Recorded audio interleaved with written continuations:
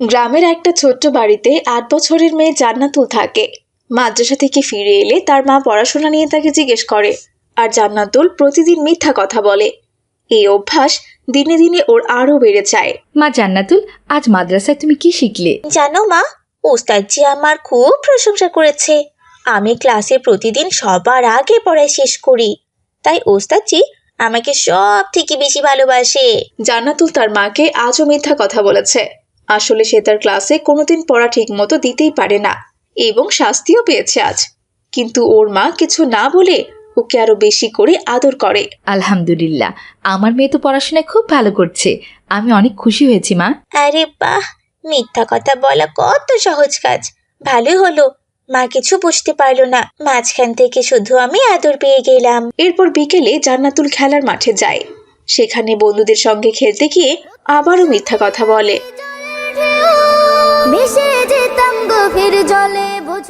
জান্নাতুল, তুই কি আজকে বাংলাদেশের ক্রিকেটের খবর জানিস? হ্যাঁ, আমি বাংলাদেশের পুরো ম্যাচ দেখেছি টিভিতে। বাংলাদেশ দুর্দান্ত ভাবে জিতেছে। বন্ধুরা তার কথা বিশ্বাস করে নেয়।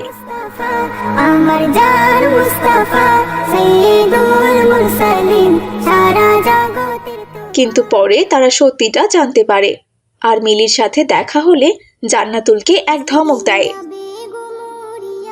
জান্নাতুল, তুমি সবসময় মিথ্যা কথা বলো কেন বলো তো? আমরা আর কোনোদিন তোমার কোনো কথা বিশ্বাস করব না। এতে আমার কি আসে যায়?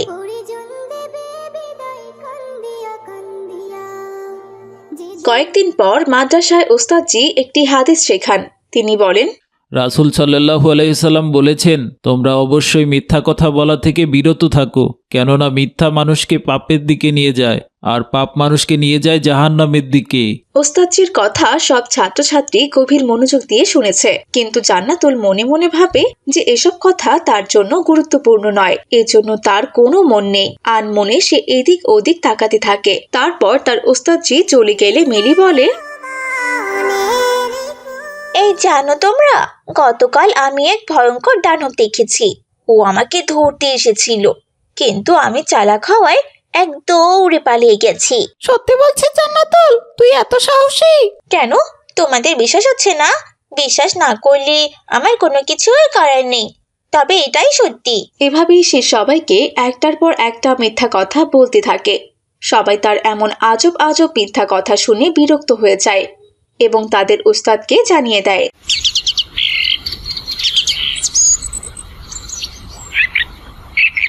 পরদিন ওস্তাদজি রেগে মেগে জান্নাতুলকে তার মিথ্যা কথা বলার জন্য শাস্তি দেন এবং বলেন, শোনো জান্নাতুল, মিথ্যা কথা বলা মহাপাপ। এটি আল্লাহর কাছে অত্যন্ত অপছন্দনীয় শব্দ। তুমি কি জানো, কিয়ামতের দিন মিথ্যাবাদীদের জন্য কঠিন শাস্তি অপেক্ষা করছে? উস্তাদজির কথায় জান্নাতুল ভীষণ ভয় পায়, কিন্তু সে তার অভ্যাস ছাড়তে পারে না। জান্নাতুল অনেকবার তার মিথ্যা কথা বলার অভ্যাস ত্যাগ করতে চাইলেও পুরোপুরি বদলাতে পারে না। একদিন বিকালে তার মা তাকে দোকান থেকে দুধ আনতে বলে। মা জান্নাতুল, আমাকে একটু দোকান থেকে দুধ এনে দে মা। হ্যাঁ মা, আমি এক্ষুনি এনে দিচ্ছি, তুমি আমাকে টাকা দাও। এই নাও মা টাকা, সাবধানে যেও আর তাড়াতাড়ি ফিরে এসো। এরপর জান্নাতুল টাকা নিয়ে দুধ আনতে চলে গেল। পথিমধ্যে জান্নাতুল দেখলো তার বন্ধুরা খেলা করছে। ওদের দেখে জান্নাতুল দুধ কেনার কথা ভুলে যায় আর খেলা করতে শুরু করে।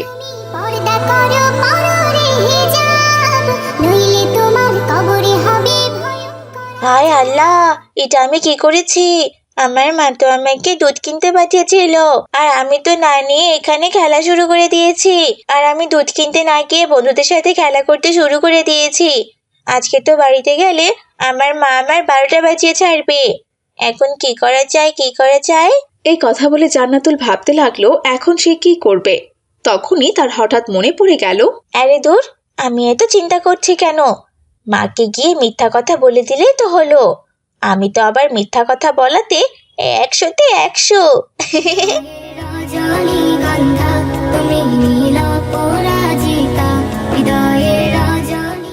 এরপর জান্নাতুল দোকান থেকে দুধ কিনে বাড়িতে চলে গেল। এত দেরিতে দুধ নিয়ে আসায় তার মা তাকে বলল, কি ব্যাপার, দুধ আনতে এত দেরি হলো কেন মা? আসলে মা, কি বলবো তোমাকে, দোকানে খুব ভিড় ছিল, পুরো লম্বা একটা লাইন পড়ে গিয়েছিল, এই জন্যই দেরি হয়ে গেছে।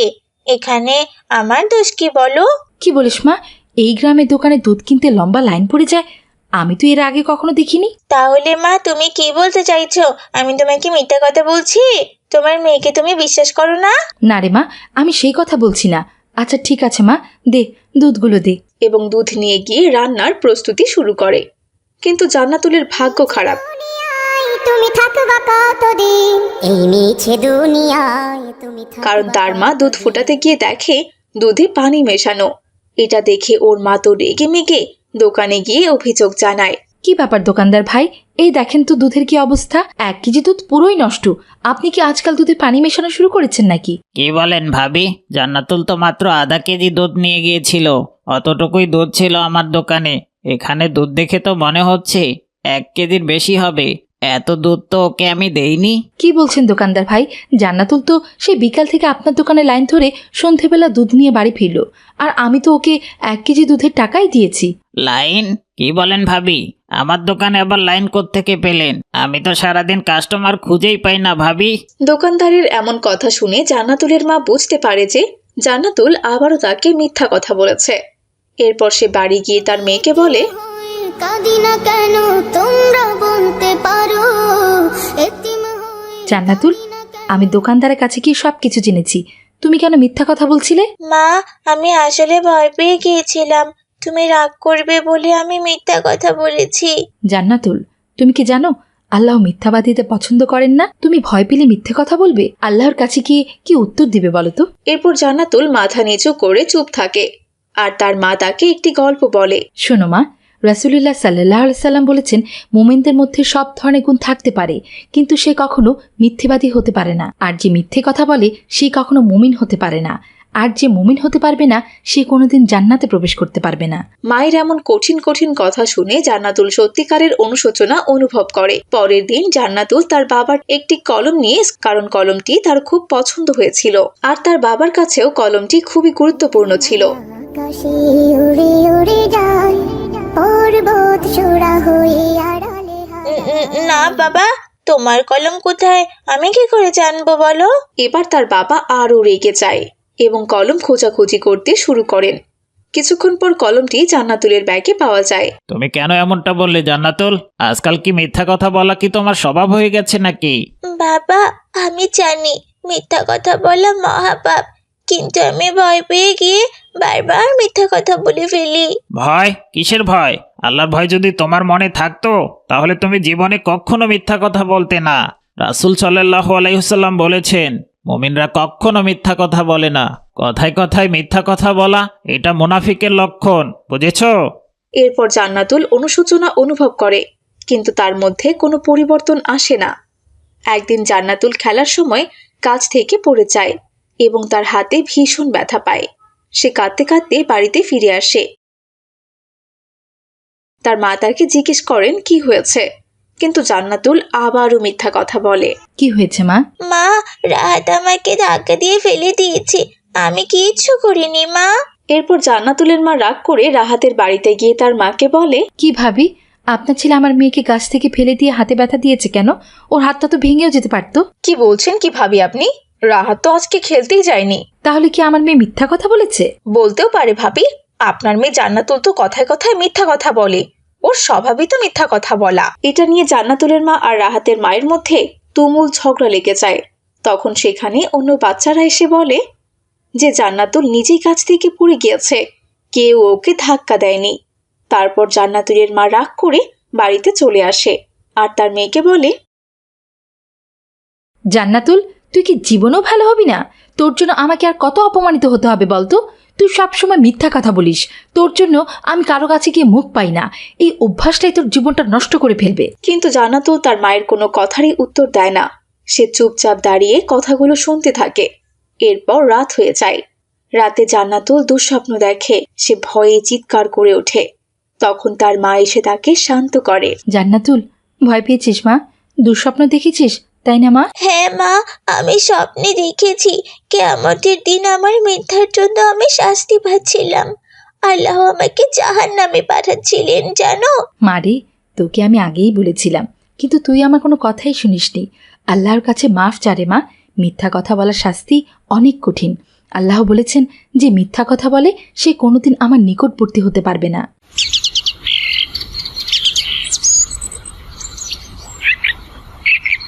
পরদিন জান্নাতুল উস্তাদজির কাছে গিয়ে সব সত্যি কথা বলে এবং ক্ষমা চায়।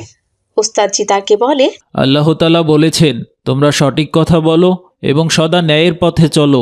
যারা সবসময় সত্য কথা বলে আল্লাহ তাআলা তাদের পাপ থেকে মাফ করে দেন। হ্যাঁ ওস্তাদজি, আমি আর কখনো মিথ্যা কথা বলবো না।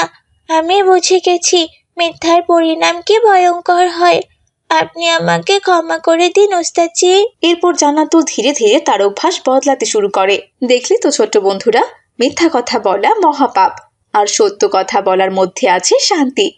আল্লাহ সদা আমাদের সত্য পথে চলার তৌফিক দান করুন, আমিন। ইসলামপুর মহল্লায় মারিয়াম নামের একটি মেয়ে বাস করত। মারিয়াম ক্লাস 5-এ পড়ত। মারিয়াম অনেক ভদ্র, নম্র আর মেধাবী হওয়ায় সবাই তাকে খুব ভালোবাসতো। তার বাড়িতে যেমন তার বাবা মা তাকে অনেক ভালোবাসতো, ঠিক তেমনি স্কুলেও তাকে সব টিচাররা অনেক ভালোবাসতো। এমনই একদিনের কথা। কি ব্যাপার রূপা ম্যাডাম, 2 নম্বর ক্লাস থেকে এত চিৎকার চেঁচামেচির শব্দ আসছে কেন? 2 নম্বর ক্লাসের বাচ্চাগুলো এখন খুব দুষ্টু হয়ে গেছে। আপনি একটু গিয়ে ওদেরকে ধমক দিয়ে আসুন তো। ম্যাডাম, আমি গিয়ে ধমক দিলে কিছুক্ষণের জন্য ওরা হয়তো চুপ হয়ে যাবে, কিন্তু আমি চলে আসার পর আবারও চিৎকার চেঁচামেচি করবে। আজকালকার বাচ্চাদের কোনো কিছু আবার বলাও যায় না ম্যাডাম, আর বললেও কথা শোনে না। তাহলে তুমি এক কাজ করো রূপা, ওদের ক্লাস নাও। কিন্তু ম্যাডাম, ওদের ক্লাস তো 10:30টায় শুরু হয়, আরো আধা ঘন্টা বাকি আছে। আমি বরং এক কাজ করি, ওই ক্লাসে হট্টগোল সামলানোর দায়িত্বটা আমি মারিয়ামকেই দিয়ে আসি। ও খুব ভালোভাবে দায়িত্বটা পালন করবে, তাহলে হয়তোবা সবাই চুপ থাকবে। এই বলে রূপা ম্যাডাম মারিয়ামদের ক্লাসে চলে যায়। পর্দা করো পররে হিজাব, নইলে তোমার কবরে হবে আসসালামু আলাইকুম ম্যাডাম। ওয়ালাইকুম আসসালাম। শোনো মারিয়াম, তোমাদের ক্লাসে অনেক চিৎকার চেঁচামেচি শোনা যাচ্ছে, আর প্রিন্সিপাল ম্যাম তোমাদের ক্লাসের সবাইকে সাইলেন্ট হতে বলেছে। তুমি এক কাজ করো, যে যে ক্লাসে বেশি কথা বলবে তার নামগুলো বোর্ডে লিখে রাখবে, কেমন? আমি পরবর্তী সময়ে এসে তাদেরকে ক্লাসের বাইরে কান ধরে দাঁড় করিয়ে রাখবো। ঠিক আছে ম্যাডাম। এরপর ম্যাডাম সেখান থেকে চলে যায়।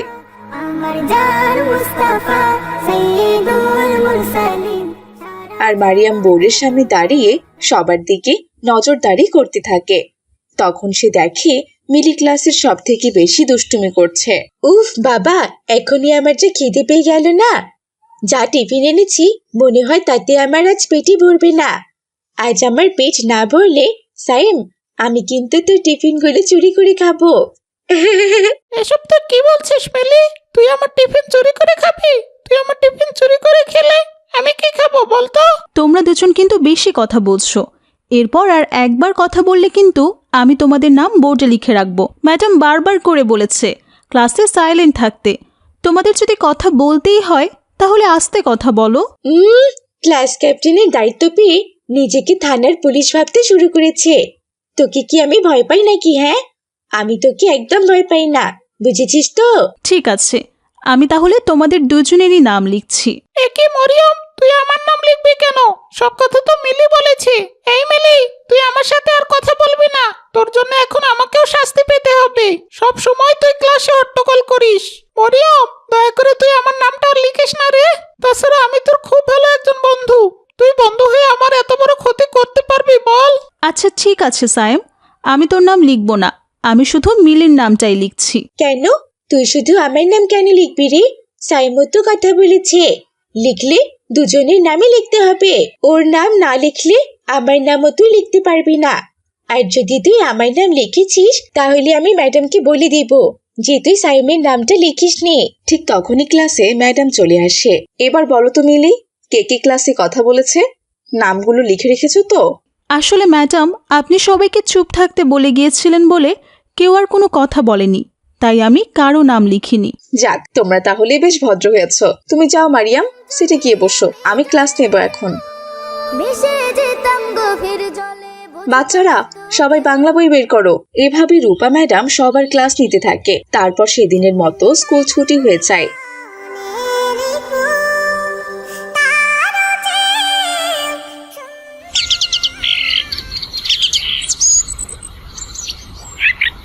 পরের দিন মারিয়ামের খুব পেট খারাপ করে, কিন্তু সে তার ওই অবস্থাতেও স্কুলে যাওয়ার জন্য রেডি হয়। মা মারিয়াম, এই অসুস্থ অবস্থায় তুই আবার স্কুলে যাবি? আজকে আর যাস না মা, ওষুধ খেয়ে বাসায় বিশ্রাম নে। না মা, আমাকে যে স্কুলে যেতেই হবে, সামনে আমাদের এক্সাম। এখন কিছুতেই ক্লাস মিস করলে চলবে না। তার উপর ম্যাডাম আমাকে আবারও ক্লাস ক্যাপ্টেনের দায়িত্ব দিয়েছেন। আমি না গেলে ক্লাসে অনেক হট্টগোল হবে মা। ঠিক আছে মা, তুই যখন এত করে বলছিস তাহলে যা। তবে হ্যাঁ, নিজের শরীরের দিকে খেয়াল রাখিস মা, আর মন দিয়ে পড়ালেখা করিস, কেমন? ইনশাল্লাহ মা। এরপর মারিয়াম স্কুলের উদ্দেশ্যে বেরিয়ে গেল। আজকেও সে ক্লাসের সবার উপর নজর রাখছিল, আর আজকেও মিলি ক্লাসে হাসাহাসি করছিল। মিলি, কাল তোমাকে কিছু বলিনি বলে ভেবো না যে আজকেও তোমাকে কিছু বলবো না। আজকে আমি ঠিকই তোমার নাম লিখে রাখবো বোর্ডে। ক্লাসের সবাই চুপচাপ বসে আছে, শুধু একমাত্র তুমি ক্লাসে হাসাহাসি করছো আর অন্যকে বিরক্ত করছো। তোকে কে বারণ করেছে? হ্যাঁ, যা আমার নামটা বড় করে বোর্ডে লিখে রাখ, যেন সবাই আমার নামটা ভালো করে মনে রাখতে পারে। সে বোর্ডে মিলির নাম লিখতে যায়। তখনই মারিয়ামের পেট ব্যথা শুরু হয় আর ভীষণ পটির চাপ দেয়। আমার খুব পেটে ব্যথা করছে, এখন আমি কি করি? আমাকে এক্ষুনি টয়লেটে যেতে হবে। কি রে, নাম লেখা বাদ দিয়ে কি এত ভাবছিস? তাড়াতাড়ি করে আমার নামটা বোর্ডে লিখে রাখ, নাকি আবার আমার নাম লিখতে তোর ভয় লাগছে শুনি? মিলির এমন কথা শুনে ক্লাসের সবাই হা হা করে হেসে ওঠে, কিন্তু সে আর পটির চাপ সামলাতে পারল না, তাই সে সেখানেই পটি করে দেয়। ওই দেখ দেখ, আমাদের ক্লাসের ব্রিলিয়েন্ট ছাত্রী, আমাদের ক্লাস ক্যাপ্টেন, ক্যাপ্টেন্সি করতে করতে ক্লাসে পটি করে দিয়েছে। এই যা যা, তোরা ম্যাডামকে ডেকে নিয়ে আয়, ম্যাডাম দেখুক তার পছন্দের ছাত্রী ক্লাসে পটি করে দিয়েছে। সবার এমন হাসাহাসি এবং তুচ্ছতাচ্ছিল্য কথা শুনে মারিয়াম খুব লজ্জা পেয়ে যায়, আর ম্যাডাম আসার আগেই সে টয়লেট থেকে ফ্রেশ হয়ে বাড়িতে চলে আসে। পরিজন দেবে বিদায় কান্দিয়া কান্দিয়া। তারপর থেকে মারিয়াম আর লজ্জায় স্কুলে যেতেই চায় না। কিরে মা, কতদিন হয়ে গেল তুই স্কুলে যাস না, কিন্তু কেন বলতো? সামনে না তোর পরীক্ষা, তুই স্কুলে যাবি না? না মা, আমি আর স্কুলে যাব না। আমাকে তুমি অন্য স্কুলে ভর্তি করিয়ে দাও, আমি অন্য স্কুলে লেখাপড়া করব। ওই স্কুলে যাবি না, তাহলে আবার অন্য স্কুলে কেন যাবি রে মা? এরপর মারিয়াম তার মাকে সব কথা খুলে বলে। মারিয়ামের কথা শুনে আয়েশারও খুব খারাপ লাগে। এভাবে আরো বেশ কিছুদিন কেটে যায়। বেশ কিছুদিন ধরে মারিয়াম স্কুলে না যাওয়ায় রূপা ম্যাডাম তাদের বাড়িতে চলে আসে। রজনীগন্ধা তুমি নীল পরাজিতা, হৃদয়ের রজনী। কি ব্যাপার মারিয়াম, তুমি স্কুলে যাও না কেন? ম্যাডাম, আমি আর স্কুলে যাব না। তা বললে কি আর হয় নাকি মারিয়াম? তুমি আমাদের স্কুলের গর্ব, তুমি অন্য স্কুলে কেন যাবে বলো তো? তুমি বেশ কিছুদিন থেকে স্কুলে আসছিলে না, তাই আমি তোমাকে নিতে চলে এলাম। ম্যাডাম, আমাকে আপনি ক্ষমা করে দিন, আমি ইচ্ছে করে ক্লাসে পটি করিনি ম্যাম। বিশ্বাস করুন, আমি সত্যি অসুস্থ ছিলাম, আমার পেট খারাপ করেছিল। আরে তুমি এত ভয় পাচ্ছ কেন? আমি কি সে কথা বলেছি? তোমার মা আমাকে ফোন করে সবটা বলেছে, আমি সবটা জানি। সেদিন তোমার পেট খারাপ ছিল, আর তোমার মা তোমাকে স্কুলে যেতে নিষেধও করেছিল, কিন্তু তুমি শোনোনি। এজন্য সবসময় বড়দের কথা শুনতে হয়, বুঝেছো? যাই হোক, তুমি তো ওসব কিছু ইচ্ছে করে করোনি। চলো ক্লাসে যাবে, চলো। এরপর মারিয়াম ম্যাডামের অনেক অনুরোধে স্কুলে যায়, আর মিলি তাকে দেখে হাসতে লাগে। ওই দেখো দেখো, আজকে আমাদের ক্লাসে কে এসেছে? স্কুলে পটি করা স্টুডেন্ট এসেছে। কই, আমারও তো আজ কদিন থেকে পেট খারাপ, আমি তো স্কুলে পটি করি না। আর তুই সেদিনকে না নিজেকে কন্ট্রোল করতে পারলি না, ক্লাসে কি না পটি করে দিলি। কিন্তু মিলি এভাবে হাসতে হাসতে সেও ক্লাসে পটি করে দেয়। তখন সবাই তাকে দেখে হাসতে লাগে, আর সে দৌড়ে ক্লাস থেকে চলে যেতে ধরে। কোথায় যাচ্ছ মিলি? এতে লজ্জা পাওয়ার কিছু নেই, মানুষ অসুস্থ হতেই পারে। চলো, আমি তোমাকে টয়লেটে নিয়ে যাচ্ছি, সেখানে তুমি ফ্রেশ হয়ে বাড়িতে চলে যেও, আর আমি ম্যাডামকে বলবো আমাদের পাশের রুমে ক্লাস নিতে। তোমার অসুস্থতার সময় আমি তোমাকে দেখে হাসাহাসি করেছি মারিয়াম, আর তুমি কি না আমার বেলায় আমাকে সাহায্য করছো? আমাকে তুমি ক্ষমা করে দিও মারিয়াম, আমি আর কখনো কারোর সাথে দুষ্টুমি করব না, কারো অসুস্থতা নিয়ে আর মজা করব না। আলহামদুলিল্লাহ, এ তো খুবই ভালো কথা মিলি। যাই হোক, এবার তাড়াতাড়ি চলো, তুমি ফ্রেশ হবে। এরপর মারিয়াম মিলিকে নিয়ে ওয়াশরুমে চলে যায়, আর মিলি ফ্রেশ হয়ে বাড়িতে চলে আসে। তো বন্ধুরা, বুঝলে তো, তোমার আর তোমার বন্ধুদের সাথেও হঠাৎ করে এমন ঘটনা ঘটে যেতে পারে। তাই এগুলো নিয়ে কখনোই মজা করবে না। আমরা যতটুকু পারবো সবসময় অসুস্থ ব্যক্তিকে সাহায্য করার চেষ্টা করব, ইনশাল্লাহ। আজ তাহলে এই পর্যন্তই। ভালো থেকো তোমরা। আসসালামু আলাইকুম ওয়া রাহমাতুল্লাহ।